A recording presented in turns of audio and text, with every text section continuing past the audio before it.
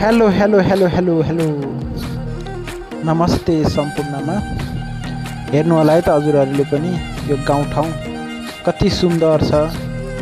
आफू जन्मेको ठाउँ नराम्रो भए पनि सुन्दर लाग्ने रहेछ। जस्तै कि आफूलाई जन्म दिने आमा जस्तै भए पनि झुत्रिनी भए पनि कति सुन्दर लाग्छ, त्यस्तै गाउँठाउँ पनि त्यस्तै आफूलाई आफू जन्मेको ठाउँ भएर होला एकदम सुन्दर लाग्ने रहेछ। हजुरहरूले आफ्नो आफ्नो प्रतिक्रिया दिनु होला है त। कुन ठाउँदेखि हेर्दै हुनुहुन्छ हजुरहरू टक्क कमेन्ट गर्नु होला है त।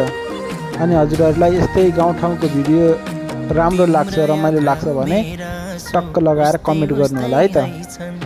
अनि कुन ठाउँदेखि हेर्दै हुनुहुन्छ त्यो पनि भन्नु होला। यो गाउँठाउँ कहाँ होला भन्न सोच्दै हुनुहुन्छ होला। यो चाहिँ ओखलढुङ्गा जिल्ला मानेभन्ज्याङ गाउँपालिका हो।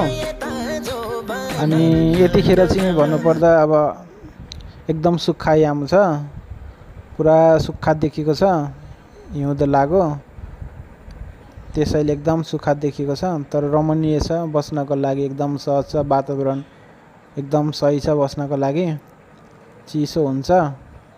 अब हिमाली भेग नभए पनि तर बस्नको लागि चाहिँ हिमाली भेग जस्तै ठन्डा याम नि हुन्छ।